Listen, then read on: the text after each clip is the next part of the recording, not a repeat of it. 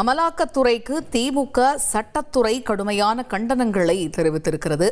நகராட்சி நிர்வாகத்துறை பற்றி தவறான தகவலை அமலாக்கத்துறை தெரிவிக்கிறது என்று இந்த கண்டனத்தின் வாயிலாக தெரிவித்திருக்கிறது சட்டத்துறை, திமுக சட்டத்துறை.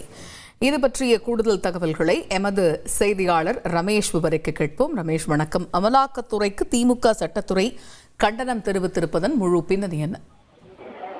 வணக்கம். பாஜக அரசுடைய கைப்பாவையா அமலாக்கத்துறை செயல்படுது, உண்மைக்கு புறமான தகவலை அமலாக்கத்துறை வெளியிடுறாங்க அப்படின்னு திமுக சட்டத்துறை அமலாக்கத்துறையை கண்டித்து கண்டனம் ஒன்றை வெளியிட்டிருக்காங்க.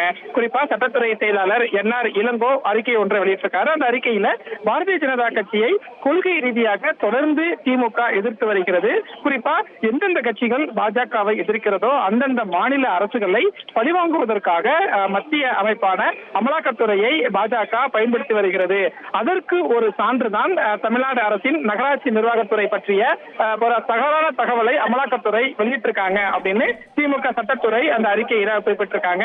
குறிப்பா நகராட்சி நிர்வாகத்துறையில் நடவடிக்கை தொடர்பா எவ்வித முதல் தகவல் அறிக்கையோ குற்றப்பத்திரிகையோ வழக்கோ நிலுவையில் இல்லாத போது இது பற்றி விசாரணை செய்வதற்கு அமலாக்கத்துறைக்கு எந்தவித அதிகாரமும் இல்லாத நிலையில சோதனை என்ற பெயர்ல அமலாக்கத்துறை தவறான தகவலை வெளியிடுறாங்க அப்படின்னு திமுக சட்டத்துறை அறிக்கை வெளியிட்டிருக்காங்க.